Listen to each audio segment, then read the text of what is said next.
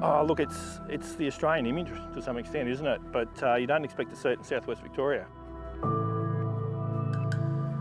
We're on Mark Billings' farm. This is the first time this dam has run dry. I'm fourth generation here, so we've been here nearly 100 years. Dad's always talked about the 67, 68 drought, and this is far worse than that. Mark runs a dairy farm in Indepth in the heart of southwest Victoria. 3 years ago, his farm looked like this. Now it's gripped by drought. And it's so insidious, it's hard on stock, it's hard on farmers and farming families. Farmers here are experiencing their second year of dry conditions. Some properties have recorded their lowest rainfall on record. Yeah, we've just rolled into another really, really dry period now, and here we are, May, and normally we would be having green grass on the ground again now. Dr. Carl Braganza is from the Bureau of Meteorology. Carl, we visited Mark Billings' farm, which is around this area. What are we seeing where he is? So on our rainfall deficiency map, which informs kind of drought, we're now seeing over the 15 months that this region is popping up as lowest on record. It's largely due to a lack of rainfall from the frontal systems that move across the country, typically in those cooler seasons, so especially from sort of April through to November. And those frontal systems haven't been producing as much rainfall. Mark's completely run out of hay from his farm, and now he's buying it at a premium. The price of feed's gone up $100, $150, $200 a tonne, just depending on what sort of feed we're buying. 20 minutes from Mark's property in Biak, there are farmers and locals whose water tanks and dams have run dry. They've resorted to shipping in water. Generally, a water season in a normal year would run from sort of December, late December, early January through to April, usually around Easter. And usually by then we'd get the autumn break and it'd pretty much stop.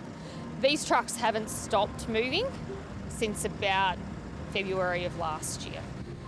Lucy Richardson and her husband Scott run a water delivery company.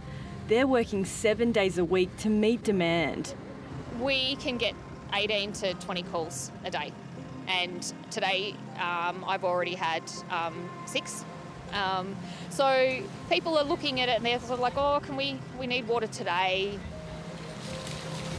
And knowing that you've got families with young children that don't have water, they're literally got nothing to bathe or drink or flush a toilet with. So you're doing the best you can. It costs $500 to $600 per truckload of water. So you can imagine a farmer that's getting 3 to 4 loads a week is looking at a couple of $1,000s a week in just water costs, let alone everything else that they have to deal with. Ralph Cotter is the Victorian State Government's Regional Drought Coordinator. Despite announcing a $15.9 million support package for farmers last week, he says subsidies for water carting isn't being considered. We're just a bit wary of providing subsidies like that might distort the market. So at this stage, that's not on the table. From the start of the year, we've seen areas around Apollo Bay and out into the Western Victoria receiving about half their rainfall. An hour south of Biak is Apollo Bay. Located on the famous Great Ocean Road, this coastal town is running out of drinking water.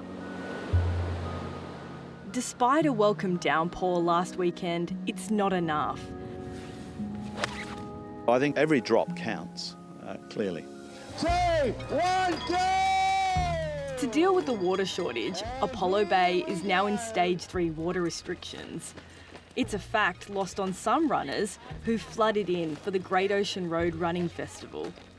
Are you aware of the water restrictions? No, I'm not. No, I had no idea we had water restrictions down here, no. This weekend we've got the Great Ocean Road Running Festival. Lots of sweaty bodies having showers. The reservoirs will be further depleted.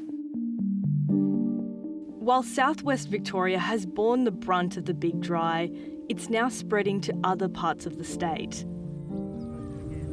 West Gippsland dairy farmer Evan Campbell is using his own hay reserves, but has now resorted to also buying feed. The situation is already dire. I think it's going to get even worse.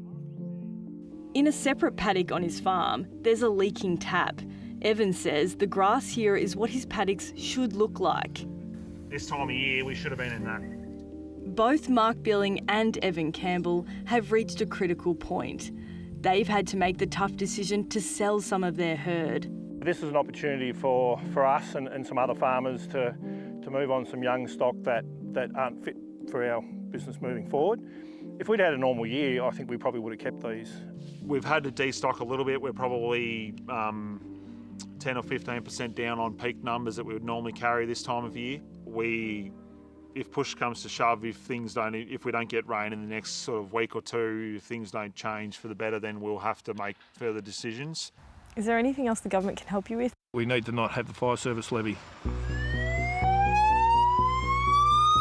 Yesterday, more than 1,000 CFA volunteers, many of which are farmers, descended on the steps of State Parliament in Victoria.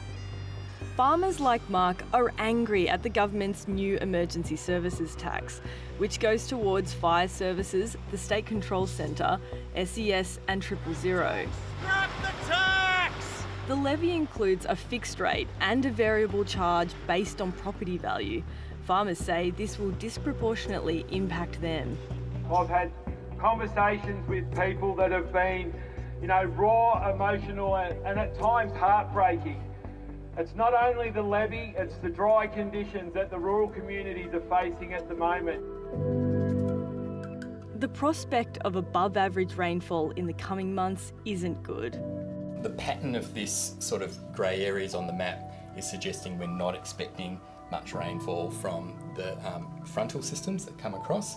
There are points in the day where you say, well, what can I do about it? We just got to make the best of it.